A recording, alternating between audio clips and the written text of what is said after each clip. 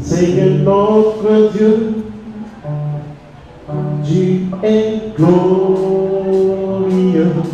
Nous t'adorons et nous t'aimons.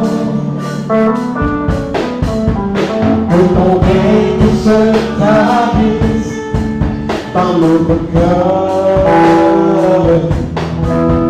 Que ta sourire proclame ta grandeur.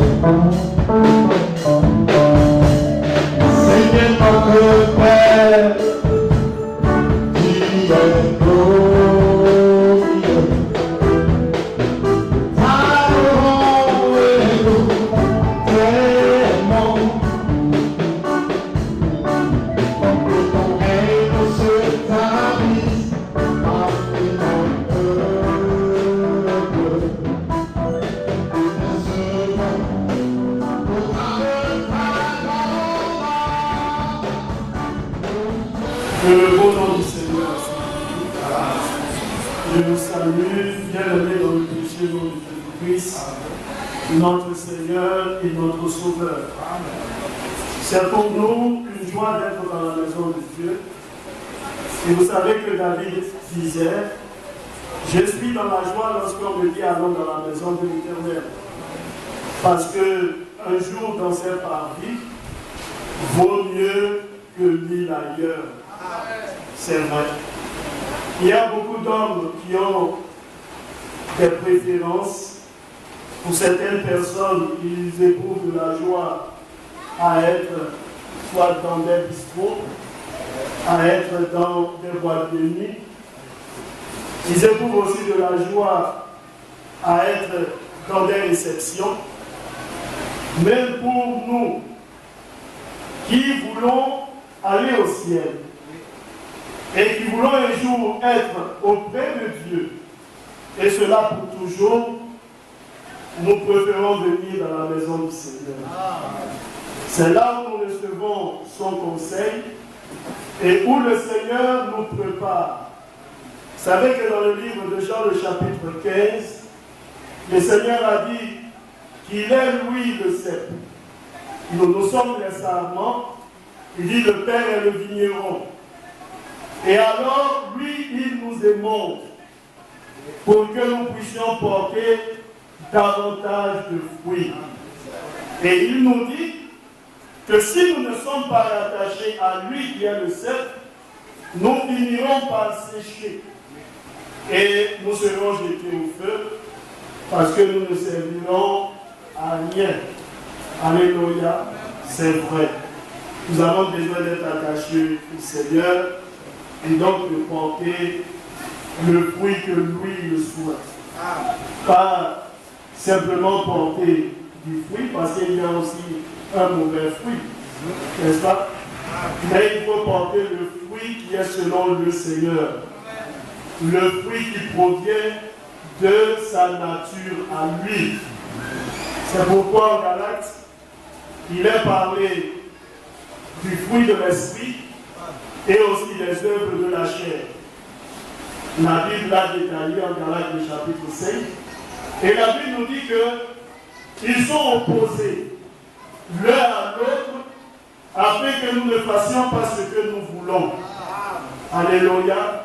Mais lorsque nous sommes conduits par l'esprit, nous manifestons le fruit de l'esprit. Lorsque nous sommes conduits aussi par la chair, nous manifestons le fruit de la chair. Et Paul nous dit, je vous dis que ceux qui commettent de telles choses n'hériteront point du royaume de Dieu. Et ça, c'est une réalité. Ce n'est pas un conte. Ce n'est pas quelque chose qu'on dit comme ça, mais c'est un fait réel. Que donc le nom du Seigneur soit béni. Nous allons prendre nos Bibles dans le livre de Matthieu. J'aurais voulu chanter, mais nous avons beaucoup avancé. Nous allons prendre nos Bibles dans le livre de Matthieu 13.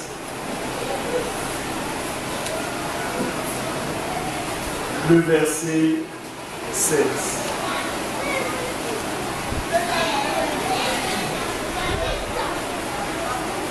Matthieu 13, verset 16. Matthieu chapitre 13, le verset 16. Heureux sont vos yeux, parce qu'ils voient, et vos oreilles, parce qu'elles entendent. Je vous le dis en vérité, beaucoup de prophètes et de justes ont désiré voir ce que vous voyez et ne l'ont pas vu, entendre ce que vous entendez et ne l'ont pas entendu. Amen. Que le nom du Seigneur soit béni. Et que le Seigneur ajoute la bénédiction à sa parole. Amen. Nous voulons voir aujourd'hui ce tout petit sujet, tiré du verset 16. Mais heureux sont vos yeux parce qu'ils voient. Alléluia. Oh, que le nom du Seigneur soit béni. Amen. Tout à l'heure, nos bien-aimés ont apporté des précisions utiles pour notre adoration. Il est bien que les choses soient ainsi, parce que vous savez qu'il y en a qui sont friands de tout ce qui est nouveauté. Et vous savez que généralement, tout ce qui est nouveau exerce une certaine attraction. Et les hommes ont tendance à aller vers tout ce qui est nouveau. Parce que comme on le dit, tout nouveau, tout beau. Mais bien aimé, un homme aimé à dire que la patience c'est le second nom de Dieu. Alléluia. Parce que lorsqu'on est patient, on laisse passer une certaine euphorie. Et après, on analyse les choses avec exactitude. Regardez lors d'un match de football. Au début, vous voyez généralement l'équipe qui reçoit, qui dès les premières minutes du match essaie d'exercer une certaine pression sur l'équipe adverse. Et généralement, les hommes disent, les 15 premières minutes sont des minutes décisives. Lorsque l'équipe adverse joue très bien en place et essaie de pouvoir contenir les assauts de l'équipe qui reçoit, il arrive qu'à un certain moment, le jeu s'équilibre. Parce que l'autre équipe a donné de l'énergie, elle se sent quelque part fatiguée par tous les efforts qu'elle a fournis, et elle finit par baisser. Et alors, le jeu s'équilibre. Alléluia. Ça, ce sont des choses que nous remarquons de manière naturelle. Mais il y en a de même aussi dans le domaine de la foi. Il faut apprendre à regarder les choses et à analyser. À voir. Vous voyez, Jérémie nous dit, placez-vous sur les anciens chemins. N'est-ce pas? Et puis il dit, regardez. Il faut observer. Jérémie le chapitre 6. Il dit, enquérez-vous de la voie qui est la bonne. Marchez-y et vous trouverez le repos pour vos âmes. C'est une réalité, frère. Il faut observer, regardez attentivement, sans être troublé, et vous verrez que ce qui ne vient pas de Dieu finira par tomber. C'est ce que l'un des grands docteurs de la loi a dit.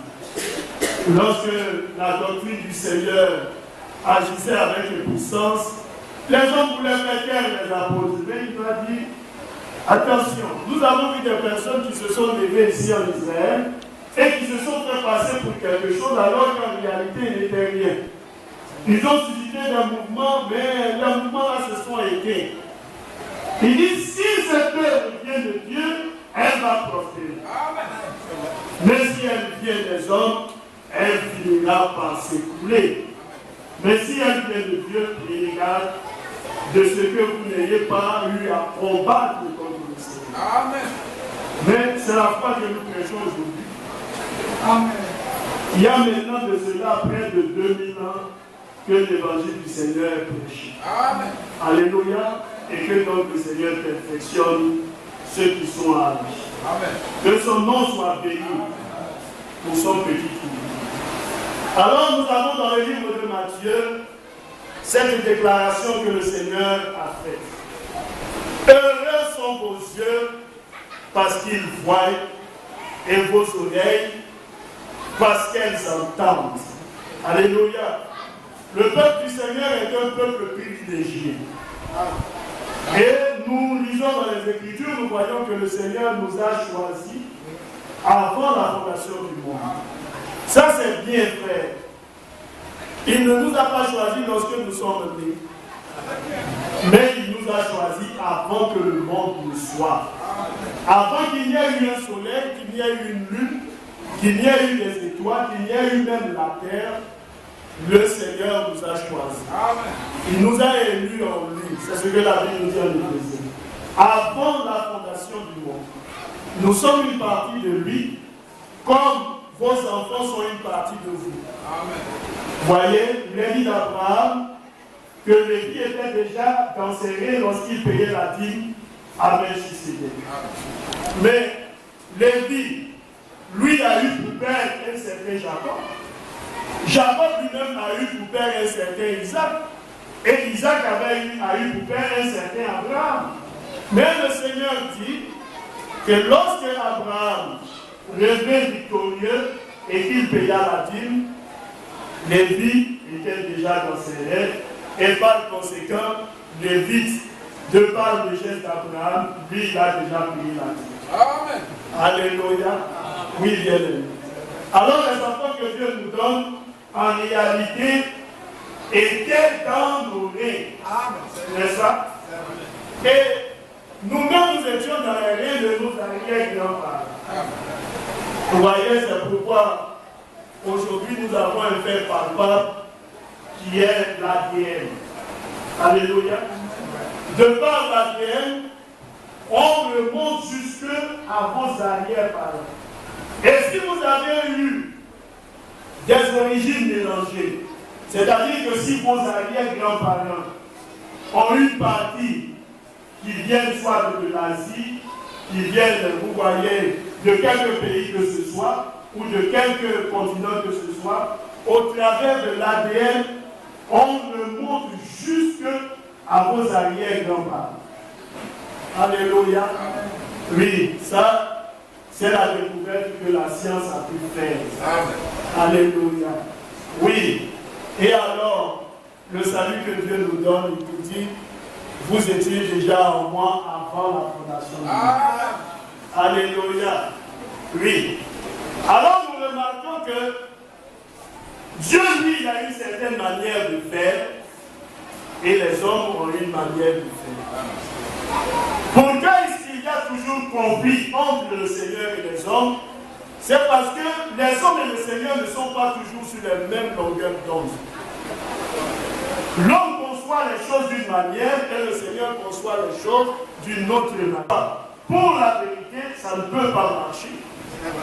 Parce qu'il faut pour lui revenir à son Créateur. Il faut que nous comprenions que le Seigneur a toujours eu raison dans les actes que lui il pose. Jamais un homme n'a eu raison sur le Seigneur. Vous savez que la Bible nous dit qu'il est le chemin, la vérité et aussi la vie. N'est-ce pas? Il n'est pas une vérité, mais il est la vérité. Quand on conçoit la chose de cette manière, on arrive à cette définition que la vérité devient pour nous quelque chose d'absolu. Ce n'est pas un à peu près. Il est la vérité, pas une vérité. Alléluia. Souvent vous entendez les hommes qui disent, bon, ça c'est la vérité. Alléluia. Et puis l'autre aussi, il a sa vérité. Mais non, ce n'est pas ainsi avec les choses du Seigneur. Avec le Seigneur, oui, il a la vérité. Et il ne peut pas mentir. Vous savez que dans le livre de Romains, la Bible nous dit que tout homme soit reconnu pour menteur et Dieu seul pour vivre. C'est lui qui est la vie. Alléluia. Alors quand il parle, cela ne doit pas être contesté. Dans le livre d'Éphésiens, la Bible nous dit que l'Église a un chef. Et ce chef-là, c'est Christ. Mais remarquez que, en Éphésiens, la Bible ne dit pas seulement chef. Corinthiens nous dit que l'homme a pour chef le Seigneur. Mais dans Éphésiens, la Bible nous dit que Jésus-Christ, il est le chef suprême. Alléluia. Chef suprême, c'est-à-dire qu'en dehors de lui, vous ne trouvez pas un autre chef. Amen. Alléluia. L'homme est chef sur sa femme, mais dans la nation, nous avons un président de la République qui, lui, est le chef de tous les citoyens. Alléluia. N'est-ce pas? Et lui-même a pour chef le Seigneur, qui est le roi des rois. Amen. Alléluia. Alors, pour l'Église, nous avons Christ comme étant le chef suprême. Regardez aujourd'hui la Cour suprême. Lorsqu'elle tranche, elle a tranché. Vous montez, vous descendez, ce qu'ils ont décidé s'applique. Vous ne pouvez pas contester parce que c'est la Cour suprême. Il n'y a pas d'autre chose qui pourrait être décidée en dehors de ce qu'ils ont décidé. C'est fini. C'est bouclé. On dit donc que le dossier est clos. Mais il en est ainsi avec le Seigneur. Lorsqu'il marche avec l'Église, il amène l'Église à comprendre qu'il est le chef. Et que lorsqu'il décide qu'il parle, l'Église n'a qu'à exécuter. On n'a pas besoin de donner notre avis parce que le Seigneur a pensé pour nous. Alléluia. Il a pensé pour vous et pour moi. Proverbe nous dit que la parole de Dieu, elle a été éprouvée. Alléluia. Jacques dit que la parole que nous avons là, elle n'est pas soumise à un temps de variation ni d'ombre de changement. N'est-ce pas? Il a dit tout don parfait, excellent descend d'en haut du Père de lumière, dans lequel il n'y a point de variation ni d'ombre de changement. Alléluia. Oui, frère, c'est une parole inchangée. Elle demeure. Le ciel et la terre passeront, mais les paroles ne passeront point. Alors, dans le livre d'Ésaïe, le chapitre 55, le Seigneur nous dit, regardez un peu la distance qu'il y a entre le ciel et la terre. Essayez de mesurer cette distance. Elle fait combien de kilomètres? Ça, je ne sais pas. Mais lorsque vous regardez, vous voyez que vous-même, vous êtes un être insignifiant dans ce monde. Amen. Alléluia. Le Seigneur dit, ainsi en est ma parole. Amen. Ou ma pensée. Alléluia. Elle est si éloignée de votre pensée. Nous ne concevons pas les mêmes choses que le Seigneur. Un homme pose un acte et il pense recevoir tout l'agrément du Seigneur alors qu'il fait faux. Amen. Proverbe nous dit qu'un chemin semble être bien pour un homme, mais son issue mène à la mort. Amen. Alléluia. Un homme fait une chose, mais ce qu'il fait n'est pas forcément selon le Seigneur. Amen. Nous allons prendre un exemple simple. Vous savez, adorer Dieu c'est bien, mais il faut adorer Dieu avec la manière. Amen. Un jour, le roi David a été animé d'une bonne intention. C'est qu'il a vu l'ange de Dieu qui était posé sous des tentes. Il a regardé son château où il habitait. Il a dit, il est anormal que moi David, je puisse habiter dans une belle demeure alors que l'ange de Dieu se trouve dehors, sous des tentes. Alléluia. Oui, bien aimé. Il a voulu bâtir, c'est vrai, une maison. C'était son intention. Et le Seigneur lui dit, ce n'est pas toi qui le feras, mais c'est Salomon qui le fera. Il avait une bonne intention, mais ce n'était pas à lui de faire le travail. Il fallait un autre pour faire le travail. Et le même roi David, lorsqu'il a voulu faire remonter l'âge de Dieu, qui avait été saisi par les Philistins, la Bible nous dit qu'il est allé et il a mis l'âge sur des chars à bœufs. Et le char partait. Vous voyez, notre Seigneur, il est patient, il est très patient. Au premier départ, le Seigneur savait que ce qu'il faisait était faux. Mais il a laissé faire. Et ils étaient joyeux. Et c'est ainsi que les hommes marchent dans leur adoration. On est joyeux, on pousse des cris. Alléluia, gloire à Dieu. Le Seigneur est avec nous. Alors qu'il n'en est rien. Comment est-ce qu'un homme peut rendre un culte à Dieu en dehors de sa volonté? Amen. Mais je dis alléluia, gloire à Dieu. Ce ne sont pas nos actions de grâce là qui sont quelque chose devant le Seigneur. Il faut que la parole, le principe soit respecté. Amen. Et ils étaient joyeux, alléluia, gloire à Dieu, le Seigneur est avec nous.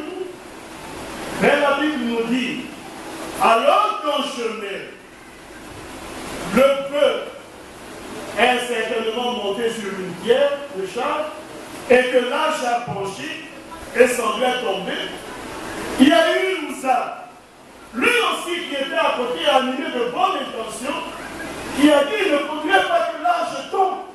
Alors ce que je dois faire, c'est étendre la main et puis redresser cela. Et le Seigneur l'a frappé. Dieu est-il juste? Est-ce que Moussa, il n'avait pas une bonne intention? Là, je peux tomber. J'essaie de redresser. Et puis le Seigneur me frappe. Mais pourquoi? Parce que ce n'était pas son travail. Amen. Alléluia. Il fallait que les choses soient faites selon l'ordre du Seigneur. Et cet ordre-là, c'était que les Lévites, les sacrificateurs, puissent porter l'âge de Dieu sur leurs épaules. Amen. Ça, c'était le principe. Amen. Tout ce qui était à côté, le Seigneur ne regardait pas. Amen. La mort est intervenue et David a été saisi du cœur. Il a refusé que l'âge de Dieu puisse habiter dans sa maison. Et la Bible nous dit, il y a eu un autre qui lui a recueilli l'âge et Dieu l'a béni. Alléluia. Oui, bien aimé. Alors, nous avons le même exemple avec Pierre. Le Seigneur dit, mais je vais mourir. Dans le livre de Matthieu, le chapitre 16. Pierre a regardé. Et Pierre s'est mis à le reprendre. Il dit à Dieu de plaise, cela ne t'arrive de la part. Alléluia. Mais, quand on regarde avec l'œil physique, on dirait que Pierre a dit quelque chose de bien. Jésus va mourir, mais non Seigneur, tu ne vas pas mourir. Comment tu peux mourir? Il faut que tu sois toujours avec nous. Mais le Seigneur regarde Pierre et il lui dit, à rien de mon Satan. Car tes pensées ne sont pas aux choses de Dieu, mais plutôt tes pensées répondent aux hommes. Vous voyez? Amen. La manière de Dieu de concevoir et la manière de nous hommes de concevoir est tout à fait différente. Amen. Alléluia. C'est pourquoi chaque enfant de Dieu est exhorté à retourner à la parole du Seigneur. Éphésiens, le chapitre 2 nous enseigne que nous avons été édifiés sur le fondement des apôtres et des prophètes, Jésus-Christ étant lui-même la pierre angulaire. Et c'est sur lui que tout l'édifice de la maison repose. Amen. Et la Bible nous dit que tout est ajusté. Alléluia. Oui, bien aimé. Tout véritable bâtisseur, vous voyez les maçons et autres, lorsqu'ils font leur calcul à partir même de l'architecte, c'est un plan bien élaboré, tous les calculs sont faits et il ne doit pas avoir de dépassement. Alors, une pierre sur une pierre, le béton est coulé et ainsi l'édifice est bâti. Et lorsque cela est fini, il faut bien qu'il y ait une certaine inspection. On regarde pour voir, est-ce que tout est à sa place? Est-ce que ceux qui viendront pour habiter cet immeuble, cette maison-là, ne sont pas exposés à un danger. Alléluia. Il en est de même de l'Église du Seigneur Jésus-Christ. Tout est coordonné. Et c'est ce que la Bible nous dit. Tout forme un solide assemblage. Alléluia. Oui, bien aimé. Alors lorsqu'on regarde le corps du Seigneur, chaque frère, chaque sœur est à sa place et joue le rôle qui est le sien. Alléluia. Il ne veut pas jouer le rôle de quelqu'un d'autre. Alléluia. Et c'est ainsi que les hommes doivent marcher. Vous savez que même dans la construction du temple, Dieu a dit à David, tu ne bâtiras pas. Vous savez, quand on est un homme charnel, qu'on n'a pas l'esprit de Dieu en soi, voici comment est-ce qu'un homme charnel va réagir. Comme Dieu a dit que je ne le ferai pas, celui qui doit faire aussi ne fera pas. Et il va lui être un obstacle. Il va lui mettre les bâtons dans les roues. Pourquoi? Parce que lui, il ne doit pas faire. Comme il ne doit pas faire, l'autre ne doit pas aussi faire. Personne ne fera. Voici comment réagira un homme charnel. Mais David était spirituel. Dieu lui dit, David, tu es un homme de guerre. Tu as versé plus haut de sang. Tu ne peux pas me bâtir cette maison, mais Salomon va le faire. Et puis, David, comme il aimait le Seigneur, il dit très bien, Seigneur, ce que tu fais, c'est bon. N'est-ce pas? Nous avons ce passage-là au Romain qui nous dit, tout ce qui arrive concourt au bien de ceux qui aiment Dieu et qui sont appelés selon son dessein. Si moi je ne le fais pas, quelqu'un d'autre le fera, que ton nom soit appelé. C'est ainsi que nous devons marcher. Chaque enfant de Dieu doit pouvoir comprendre qu'il n'est pas indispensable dans la maison de Dieu. Alléluia. Le Seigneur a dit aux pharisiens et autres, je vous dis que de ces pierres, Dieu peut susciter des enfants. Alléluia. Alors il a regardé. Il dit alors, Seigneur, ce que je veux faire, c'est d'apprêter tout le nécessaire pour que Salomon puisse bâtir la maison. Et il a commencé à prêter l'argent, il a apprêté l'or, il a apprêté le fer, et toutes ces choses-là, il a commencé à apprêter pour que le temple soit bâti. Et il a attendu jusqu'à ce que Salomon accède au trône et que Salomon ait devant lui tout le nécessaire. Et Salomon a commencé à bâtir le temple du Seigneur. Voici comment agit un homme qui a en lui l'esprit de Dieu et qui se soucie de l'œuvre du Seigneur. Si Dieu ne doit pas faire une chose et que mon frère doit le faire, Seigneur, que ton nom soit béni. Et alors on travaille ensemble pour que cela puisse être réalisable. De toutes les manières, quand la personne aura fini de faire, la gloire, ce ne sera pas pour lui, mais la gloire reviendra toujours aussi. Alléluia. C'est ce que Paul a dit dans le livre de Corinthiens. Il dit que nous n'avons pas en nous la capacité de concevoir quelque chose, mais au contraire, notre capacité, elle vient de Dieu. Et encore, la Bible nous dit, j'ai pris tout par celui qui me force. Si le Seigneur n'est pas avec nous dans une chose, nous ne la ferons pas comme lui le dit. On n'exécutera pas bien la tâche. Alléluia. Alors notre Seigneur a sa manière de faire. Il a sa manière de fonctionner. Et pour nous, nous devons tout simplement nous soumettre à la volonté de Dieu. Et vous savez, frère, pour qu'un homme puisse marcher avec le Seigneur de la bonne manière, il lui faut nécessairement avoir la révélation. Amen. Vous savez que la Bible nous dit qu'un peuple qui n'a pas de révélation, c'est un peuple qui n'a pas de frère.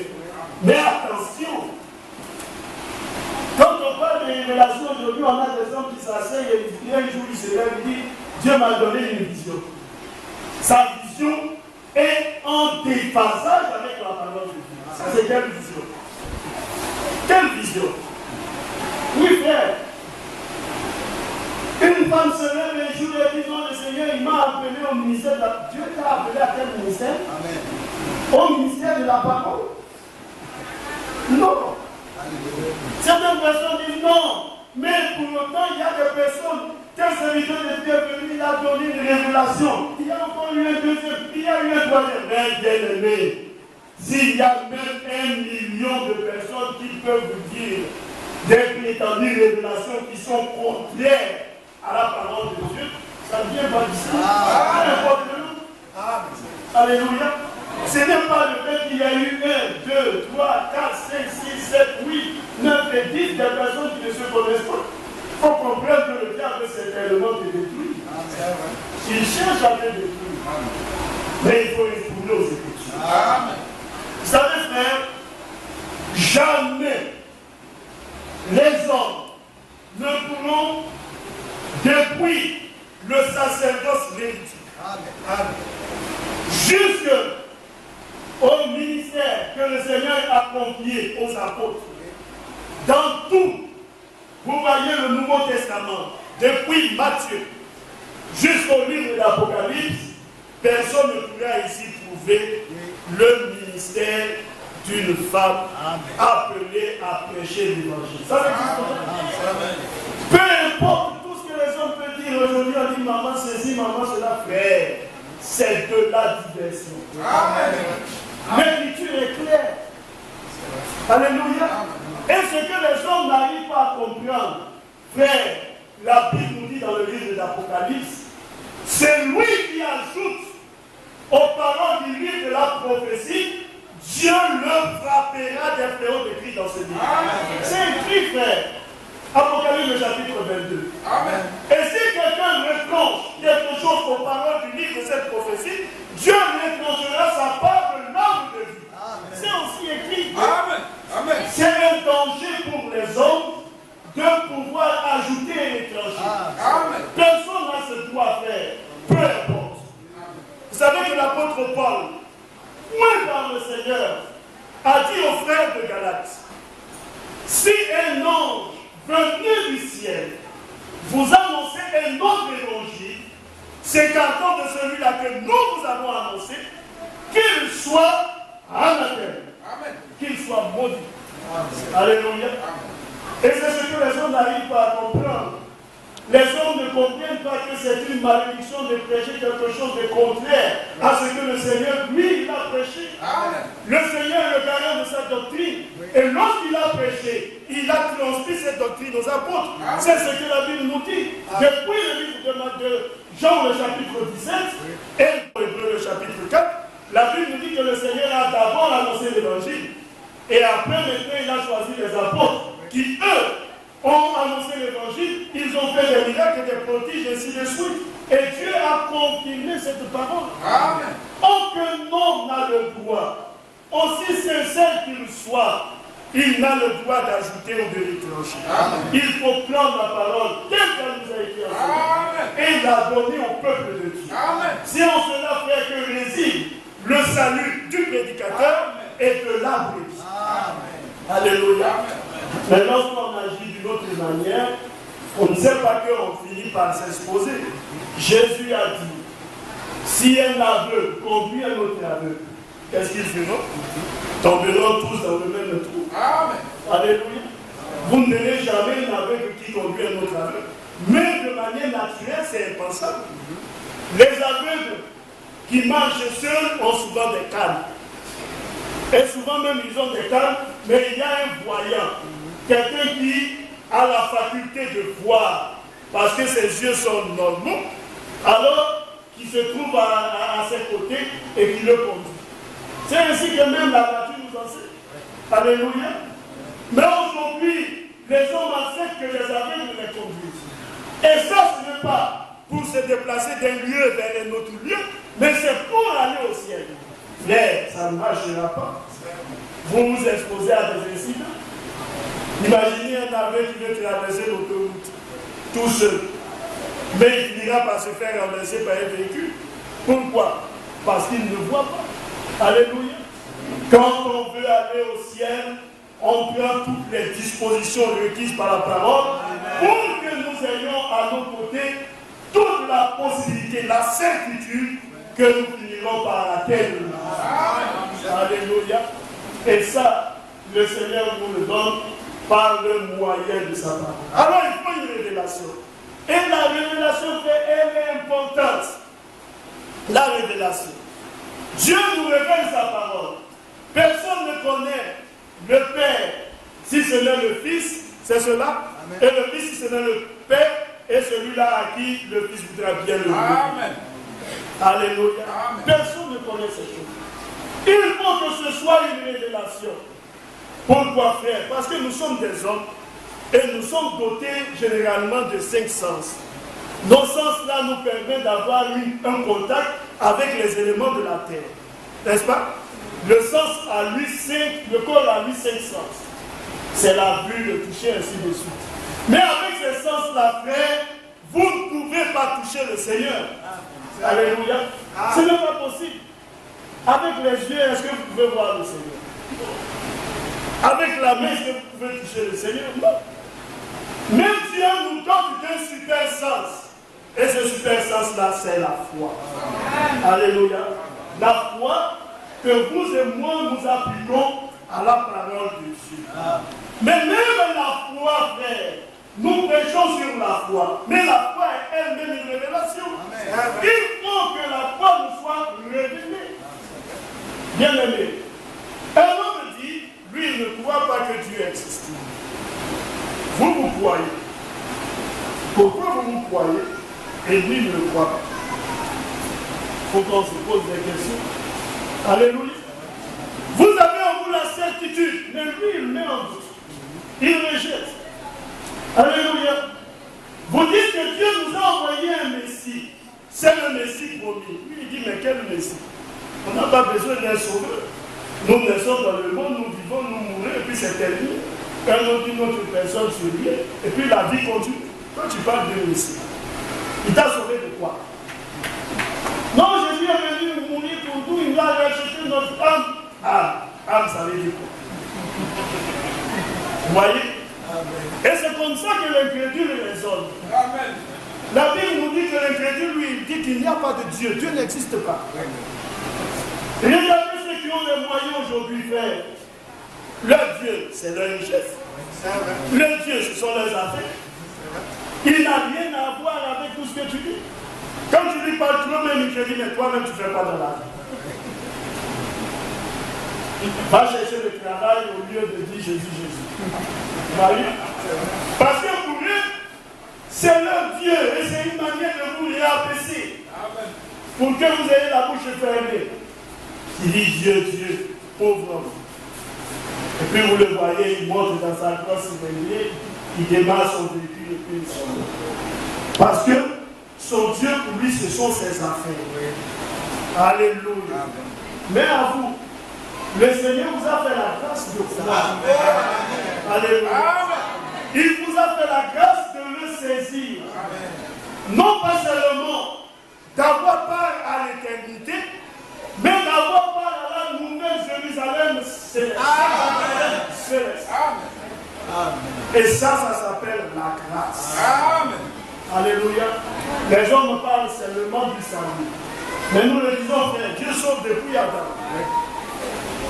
Mais le Seigneur nous promet quelque chose de plus grand. Et cette chose-là qui est grande, que le monde ne peut pas nous offrir, c'est de passer cette année de bonheur avec lui. Alléluia. Dans cette cité. Amen. Nous chantons ce cantique. Vive le perle de lumière, existant sur les hauteurs. Amen. Personne sur la terre n'a pu contempler un jour ta gloire. Alléluia. Mais c'est là où la gloire la bombe. Où l'arbre de vie fleurit. Alléluia. Où les souffles divines inondent. Oui, bien aimé. Et ça, c'est ce que le Seigneur lui dit. Il vous promet à vous. Alléluia. C'est vrai. Est-ce que, frère, ce n'est pas pour nous une joie de choisir le Seigneur et marcher avec lui? Il faut impérativement une révélation. Et c'est ainsi que la Bible nous dit que Enoch a marché avec Dieu. Vous savez, la Bible nous dit qu'il était âgé de 65 ans. Et la Bible nous dit qu'il marchait avec Dieu pendant 300 ans et il ne connut point la mort. Amen. Mais on peut se poser la question. Lorsqu'il avait 65 ans, ou depuis son jeune âge jusqu'à 65 ans, il ne marchait pas avec Dieu. Pourquoi ne marchait-il pas avec Dieu? Parce qu'il n'avait pas cette révélation. Pour lui, la vie, c'était ce qu'on voyait. Nos parents nous ont mis au monde, nous faisons une activité, nous arrivons à subvenir à nos besoins, et puis ça se limite à là. Nous essayons d'emmagasiner un peu des biens pour que nos progénitures, nos enfants, puissent se jouir de ce que nous leur aurons laissé. Ça s'arrête là. Mais lorsqu'il a croisé le Seigneur, la Bible nous dit qu'il a marché avec lui pendant 300 ans et il n'a point connu la mort. Dieu l'a tout simplement. Mais c'était le fait d'une révélation. Ce grand Dieu s'est révélé à lui. Et il a dit, mais non, ça que la vie ne se limite pas au manger au boire. Il y a un Dieu que tu dois adorer. Il faut marcher avec moi. Et aussi vrai que Dieu est Dieu. Quand il a marché avec lui, le Seigneur lui a fait expérimenter ce qu'il réserve à ceux qui le servent. Il n'a pas connu la mort. Mais les hommes sont morts, frère. Lui n'a pas connu la mort. Mais Dieu l'a tout simplement enlevé. C'est ce que le livre de la Genèse nous enseigne. Il faut marcher avec Dieu par révélation. Nous avons aussi Caïn et Abel, alléluia. Les deux ont voulu offrir un sacrifice au Seigneur. Et chacun a offert un sacrifice à Dieu. Vous voyez, toujours la notion de comment est-ce qu'on le fait est importante. Il ne s'agit pas de faire. Mais faire, moi j'adore le Seigneur, mais j'adore le Seigneur comment. Amen. Il faut adorer le Seigneur comme lui le veut. La Bible nous dit que les deux ont fait un sacrifice. Jamais la Bible nous dit que Caïn a offert un sacrifice à Baal. Il a offert un sacrifice à Mammon, non, à quelque Dieu que ce soit. Mais il a offert son sacrifice au Seigneur. Et c'est aussi au Seigneur que Abel a offert son sacrifice. Tous les deux. Un sacrifice à un même Dieu. Et la Bible nous dit, le Seigneur ne porta pas un regard favorable sur le sacrifice de Caïn, il le rejeta. Et puis il porta un regard favorable sur celui d'Abel. Mais pourquoi? Hébreu nous dit que lorsque Abel a offert son sacrifice, c'est parce qu'il était conduit par la foi. Alléluia. Alors, Caïn, il a offert un sacrifice sans foi. Alléluia. Nous comprenons qu'il a offert son sacrifice sans révélation. Alléluia. Mais quand il offrait son sacrifice, il était aussi sûr dans son cœur que Dieu allait approuver. S'il n'était pas sûr, il ne l'aurait pas fait. Mais il a fait parce qu'il était motivé dans son cœur. Il avait une certitude. Chez lui, c'était juste. Aussi bien que son frère faisait, il ne se préoccupait même pas. Il a dit, mais moi je donnerai quelque chose au Seigneur de tout mon cœur et je sais que le Seigneur l'a approuvé. Je suis laboureur. Mon frère est berger. J'offre à Dieu ce que je possède. Alléluia. Et c'est souvent comme ça que nous fonctionnons. Seigneur, nous faisons les choses ainsi parce que c'est comme ça que nous les sentons. Mais attention, il ne s'agit pas de comment est-ce que tu le sens. Mais il faut rechercher ce que Dieu lui ressent. Ce que lui il a. Et nous remarquons que lorsque Abel a offert le sacrifice, Abel n'a pas simplement offert que du sang. Non, bien-aimé. Il aurait pu prendre une certaine vache là. Il dit, bon, moi j'offre le sacrifice. Et puis c'est terminé. Mais la Bible nous dit qu'il a offert à Dieu les prémices de son troupeau. Pourquoi prémices? Et là c'est important. C'était un type du Seigneur Jésus. Colossiens nous dit qu'il est le premier-né. Colossiens le chapitre 1, le verset 15. Il est le premier-né. Il est le premier-né entre plusieurs frères. C'est lui le premier-né d'entre les morts. Hébreu le chapitre 1 aussi nous dit qu'il est le premier-né. Lorsqu'il choisit le peuple d'Israël et qu'il veut marcher avec lui, il dit, Israël, c'est mon fils, mon premier-né. Alléluia. Lorsqu'il frappe les Égyptiens, il épargne les premiers-nés des enfants d'Israël. Et il donne ses consignes au peuple d'Israël. Tout premier-né au milieu des enfants d'Israël m'appartient. Depuis les hommes jusqu'aux animaux. Tout est à moi. Alléluia. Et lorsqu'il choisit l'Église et qu'il traite avec elle, il dit que l'Église épouse que c'est une Église de premiers-nés. Alléluia. Oui, bien-aimé. Alors, nous voyons que le Seigneur, il tient très bien à ses premiers-nés. Alléluia. Oh, c'est merveilleux, frère. Alors, pour nos bien-aimés, qui exercent même quelques activités que ce soit, nous devons comprendre que pour nous, il est utile de nous conformer à ce que Dieu nous enseigne. Aujourd'hui, lorsqu'on va parler de prémices, il y en a même qui ne croient même pas qu'il faut payer des livres. Puis ça existe. Les gens disent non, mais ça relève à l'Ancien Testament. Ça Abraham l'a fait, mais on n'est pas obligé de le faire. Jésus ne l'a jamais dit. Même dans le Nouveau Testament, il dit vous payez la dîme de la mort, ainsi de suite, vous faites le bien. Mais vous négligez une chose, c'est la justice de Dieu. Mais il n'a jamais abrogé le paiement des dîmes. Il dit vous le faites, c'est bien. Mais il faut la justice de Dieu. Pourquoi faire? Parce qu'en réalité, on peut agir de manière mécanique. C'est-à-dire qu'on paye la dîme, on fait des offrandes, on donne des prémices, et puis ces choses-là ne nous sont d'aucune valeur parce que tout simplement nous-mêmes, nous vivons dans parfait désaccord avec la parole. Alléluia. Mais lorsque vous acquittez de votre devoir et que vous êtes dans la justice de Dieu, ce que vous posez comme acte là, vous avez le retour. Alléluia. Et c'est tout simplement ce que le Seigneur voulait dire au peuple. Alléluia. Il faut faire toutes ces choses-là, mais il faut s'acquitter de ces vies. Vous voyez, il faut pratiquer la justice de Dieu. C'est important. Alors, nos bien-aimés, qui font des affaires, vous devez le comprendre. Quand un frère a une nouvelle activité et qu'il commence une affaire, qu'importe l'affaire que tu fais, il faut savoir que ce que tu commences à avoir comme revenu revient au Seigneur. Ce n'est pas quelque chose de nouveau.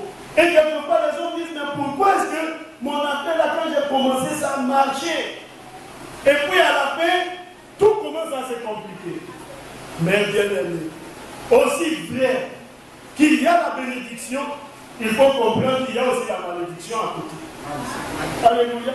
Ces choses à fond de paix, la lumière et les ténèbres, ça va, vous voyez, ça suit des voies opposées, mais ce sont des voies parallèles. Si vous n'êtes pas dans la lumière, vous êtes forcément dans les ténèbres. Si vous n'avez pas la bénédiction, vous avez la malédiction. Amen. Ça, c'est quelque chose qu'on ne peut pas éviter. Vous savez, dans le livre de Exode, et une fois même, je crois, des serviteurs de Dieu parlant de cela, il y en a, quand nous faisons nos choses, souvent les hommes pensent qu'ils sont plus intelligents que Dieu. Dieu est plus intelligent que nous. Que nous tous réunis. Lui, il est intelligent. C'est-à-dire que lorsque nous les hommes, nous nous associons, et puis on essaie de mettre notre intelligence là, pour faire une seule intelligence, Dieu, lui, il est plus intelligent que nous, tous réunis. Alléluia.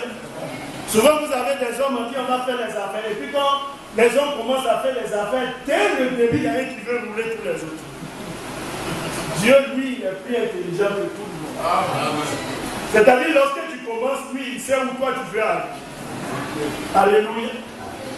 Remarquez dans le livre d'Exode ce que le Seigneur dit. Au verset 29. Exode chapitre 22. Il dit ceci au peuple d'Israël.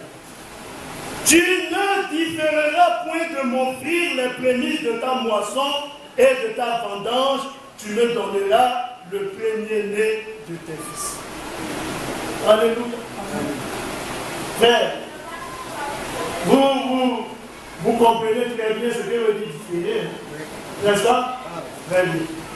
C'est-à-dire que lorsque vous recevez la chose, c'est en ce moment que vous vous asseyez, puis maintenant vous commencez à faire les grands calculs, comme le pasteur Diblo l'a prêché lors de la veille. On commence à dire non, bon, je vais le remettre à plus tard, et puis quand le moment arrive, on dit non, je le mets encore à plus tard, et puis plus tard, et puis tes affaires sont là. Mais frère, il y a une malédiction à derrière. Aussi vrai qu'il y a une bénédiction lorsque tu exécutes, il y a une malédiction lorsque tu l'exécutes. Et le Seigneur dit, tu ne différeras point. Ça, ce sont les principes de la parole. Et vous et moi, nous ne pouvons pas changer cela. Dans le principe de Dieu, c'est ce qu'il dit. Et au chapitre 23, verset 19, il dit ceci. Tu apporteras à la maison de l'Éternel ton Dieu les prémices des premiers fruits de la terre. Dieu dit, apporte ça dans ma maison. Bien aimé. Mais comme je l'ai dit, il y en a qui pensent qu'ils sont plus intelligents que Dieu. Oui, frère. Vous savez, le prophète du temps de la fin, il a été malade. Et dans sa maladie, il devait. Il y avait, je crois, une pharmacie à laquelle il devait ou quelque chose de ce genre, ou une cuisine ou une pharmacie. Et il a dit au propriétaire, il dit, c'est vrai que je te dois. Ce que je te dois, je paierai. Mais je ne peux pas omettre mes dires. Quand je percevrai ce qui me revient, j'enlèverai mes dires, et puis alors de ce qui restera, je viendrai pour régler ce que je te dois. Alléluia. Oui, bien aimé. Mais pourquoi est-ce qu'il l'a fait? Parce qu'il était conscient que le fait de garder ce qui revenait au Seigneur, c'est s'exposer à un danger. Vous voyez dans le livre de Deutéronome, le chapitre 26, et nous allons lire cela. Il a dit, lorsque tu seras entré dans le pays que l'Éternel ton Dieu te donne pour héritage, lorsque tu le posséderas et tu seras établi, tu prendras des prémices de tous les fruits que tu retireras du sol dans le pays que l'Éternel ton Dieu te donne, tu les mettras dans une corbeille et tu iras au lieu que l'Éternel, au lieu que choisira l'Éternel ton Dieu, pour y faire résider son nom.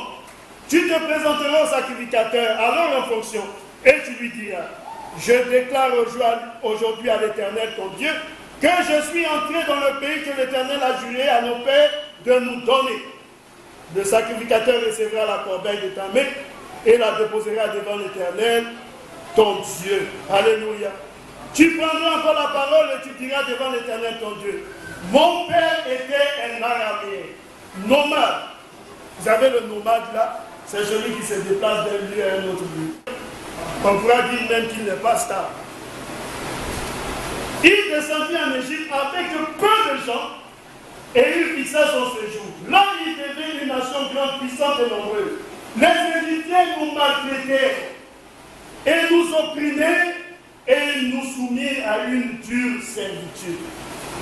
L'oppression, la maltraitance et la servitude. Ça, c'était le lot des enfants d'Israël dans le pays d'Égypte. Nous crions à l'Éternel, le Dieu de nos pères. L'Éternel entendit notre voix. Il vit notre oppression, nos peines et nos misères. Alléluia. Il a vu quoi? Il a vu l'oppression. Il a vu tes peines. Il a vu ta misère. Et c'est comme ça que les frères doivent comprendre lorsqu'ils entreprennent. Dieu a vu ma maltraitance. Il a vu mon oppression. Il a vu ma misère. Et puis maintenant, Dieu, lui, te fait des débouchés. C'est là où l'ingratitude des hommes se manifeste. En ce moment, il oublie où il est quitté. Il oublie qu'un jour, il était dans une situation misérable où il a fléchi les genoux. Et il a dit, Seigneur, ouvre-moi la porte. Dieu lui ouvre la porte. Et puis lui, il est plus intelligent qu'il ne l'est le Seigneur. Il dit à l'Éternel, nous puissions sortir d'Égypte. À Méphod et à Bré, c'est vrai qu'il y a la délivrance de l'âme et aussi la délivrance sur le plan financier. Alléluia. Ça part d'abord du spirituel pour mieux jaillir sur le physique. L'Éternel nous fit sortir d'Égypte en même fois que la pluie étendue, avec des prodiges de terrain, avec des signes et des miracles. Mais on va se poser la question, frère. On dit de payer prémisse là. Donc c'est dans payer prémisse là qu'on va se souvenir de tout ça. Alléluia. Ça là, c'est pour payer prémisse. Hein. Mais pour payer prémisse là, Dieu dit il faut que tu te souviennes de où tu es quitté. Alléluia. Là, comme ça, tu sais que quand tu as pris possession du pays de Canaan, c'est moi qui ai béni le pays. Tout ce que tu le reçois de ma main. N'est-ce pas, mes frères? Il nous a conduits dans ce lieu et il nous a donné ce pays où pour le lait et le miel. C'est un pays qui est riche. Maintenant, voici, j'apporte les prémices des fruits du sol que tu m'as donné, ô Éternel. En signe de reconnaissance, Seigneur, moi je t'apporte maintenant ce que toi tu m'as donné. Amen. Alléluia. Amen. Frère, est-ce que ce n'est pas la reconnaissance? Et nous pensons que si nous le faisons, le Seigneur ne nous bénira pas. Amen. Frère, j'ai dit qu'il y a la bénédiction des dents, mais il y a aussi la malédiction du dents. Quand vous lisez les Écritures, le Seigneur dit, si tu fais ceci, je te bénirai. Mais ce que Dieu n'a pas dit là, il faut prendre l'inverse du verset. Si je ne fais pas, je serai aussi maudit. C'est comme ça qu'il faut fonctionner. Il ne faut pas dire non, mais comme le Seigneur n'a pas dit qu'on va être maudit. Il faut comprendre que, aussi bien que la bénédiction, l'obéissance apporte la bénédiction, la malédiction apporte aussi, la désobéissance apporte la malédiction. Dans le livre de Proverbes, le chapitre 3, verset 9, la Bible dit ceci: honore l'Éternel avec tes biens et avec les prémices de tout ton revenu. Remarquez ce que dit le Seigneur. La première des choses, le Seigneur dit honore l'Éternel ton Dieu avec tes biens. Tes biens là, ce n'est pas tes dîmes, ce ne sont pas tes prémices, ce n'est même pas tes offrandes. Parce que là, tu dois les apporter. Amen. On ne doit même pas te dire, frère, tu sais, il faut apporter, faire des supplications. Ce n'est pas supplication. C'est une disposition écrite. Amen. Tu dois apporter tes prémices. Tu dois apporter tes vies. Tu dois apporter tes offrandes. Malgré le dit, vous me trompez, vous dites en part dans mon offrande. Un homme comme Dieu, il dit dans mon livre et dans mon offrande. Ça, ce ne sont pas tes biens. Quand tu finis d'enlever tout ça, c'est dit Dieu est bien, Dieu dit honore-moi avec ça. Ça, c'est d'abord le premier point. Et après, il ajoute pour dire, et avec les prémices de tout ton revenu. Alléluia. Et puis, qu'est-ce que lui va faire? Alors, tes greniers seront remplis d'abondance. Frère, est-ce que c'est pas vrai? Mais celui qui ne le fait pas, son grenier là sera vide. C'est ce que ça veut dire. Alléluia. Vous savez, je lisais le livre de Lévitique, le chapitre 9. Et à l'intérieur, le Seigneur a dit une chose. La gloire de la Shekinah, lorsqu'elle apparaissait, tout le peuple voyait. Mais la gloire de la Shekinah n'était pas toujours bénéfique à tout le monde. Est-ce que nous comprenons, frère? Lorsqu'ils sont allés explorer le pays de Canaan, ils sont venus, ils ont donné leur témoignage, et la Bible dit qu'ils voulaient l'appliquer Moïse et Aaron, parce que pour eux, les deux là les avaient induits en erreur et les livraient à la mort. Mais, lorsqu'ils avaient ce projet dans la tête, la Bible nous dit que la nuée est apparue sur la tente d'assignation. Ça, c'était quoi? C'est la gloire de la Shekinah. Tout le monde a vu. Mais le Seigneur a dit à Moïse, n'est-ce pas? Il dit, parmi eux tous, moi j'ai choisi Josué et Caleb. Parce qu'eux, ils m'ont été fidèles. Tout le monde a vu la nuit. Josué, comme les écrits, ils ont vu. Mais est-ce que la lumière a apporté la bénédiction aux autres? Non. C'est seulement à Josué. Et dans le livre de Lévitique, le chapitre 9, le verset 6, Moïse dit, vous ferez ce que l'Éternel a ordonné et la gloire de l'Éternel vous apparaîtra. Est-ce que nous comprenons, frère? Ce n'est pas la gloire de l'Éternel apparaîtra. Parce que si elle apparaît, c'est une généralité. L'incrédule comme le croyant, tout le monde va voir. Mais il dit, et la gloire de l'Éternel vous apparaîtra. C'est-à-dire que la gloire là devient maintenant pour toi. Elle m'apparaît. Elle est maintenant à moi. Est-ce que nous comprenons, frère? Je ne sais pas comment est-ce que je pourrais l'expliquer. Mais elle devient maintenant quelque chose de bénéfique pour vous. Alléluia. Si c'était elle paraîtra tout simplement, alors on va dire, mais tout le monde l'a vu. Mais ce qu'elle apporte à eux, elle ne l'apporte pas. Alléluia. Mais au préalable, le Seigneur dit, vous ferez tout ce que l'Éternel a ordonné. Et ça, c'est dans le cadre des prémices, dans le cadre des offrandes, frères bien-aimés. Le peuple de Dieu est un peuple privilégié. Les yeux du peuple sont ouverts. Vous savez, quelquefois, nous prêchons beaucoup sur le mystère, c'est vrai. Le mystère tel que dans la sémence du serpent, c'est écrit, frère. Le mystère tel que le baptême au nom du Seigneur Jésus-Christ. Sur le mystère tel que mariage et divorce, alléluia, ce que les hommes en pensent. Différents mystères, alléluia. Mais nous avons besoin de toutes ces choses. Amen. Un jour, les hommes ont posé la question au prophète du temps de la Ils disent, frère, si un homme ne paye pas sa dîme, est-ce qu'il ira alors les démons? Vous savez, souvent le prophète, lorsque vous l'entendez répondre, vous avez comme l'impression que vous voyez, ne veut pas répondre. Il dit au frère, s'il va aller ou il ne va pas aller, ça je ne sais pas. Mais ce que je sais, c'est que c'est un commandement. Amen. Alléluia. Amen. Oui, bien aimé. C'est-à-dire que s'il doit aller, ça c'est Dieu qui sait. Mais ce que moi je sais, c'est que c'est Dieu qui a commandé de le faire. Amen.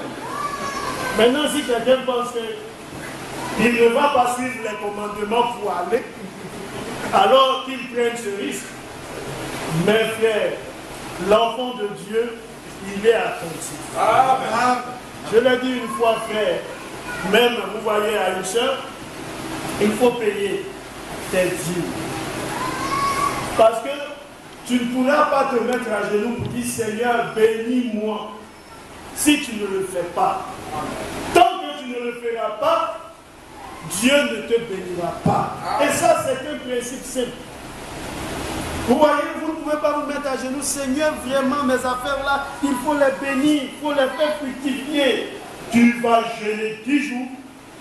Tes 10 jours là seront caducs. Parce que Dieu ne le fera rien. Mais lorsque tu le fais, il te bénira. Vous savez, la fidélité là, Dieu veut voir ça dans les moindres choses. Amen. C'est ça. Lorsque Dieu voit que tu paies pour ne serait-ce qu'avoir 1000 francs, et que dans les 1000 francs là, tu lui enlèves ces 100 francs, Dieu dit c'est difficile, mais même quand c'est difficile là, tu as fait. Amen. Dieu peut te donner maintenant 100 000. Amen. Mais pour nous là, souvent, comment on raisonne? C'est qu'on dit Seigneur, c'est trop dur. Donc comme c'est trop dur là, il faut me donner beaucoup. Et puis quand j'aurai beaucoup là, je sais que je vais pouvoir honorer ce que tu as dit. Oui, Dieu il sait que quand tu auras beaucoup là, tu vas trouver que tes problèmes sont trop. Il faut qu'il ajoute encore pour que tu puisses faire. Et il ne le fera jamais. Alléluia. Que le bon nom du Seigneur soit. Nous aurons pu continuer, mais le temps est beaucoup avancé.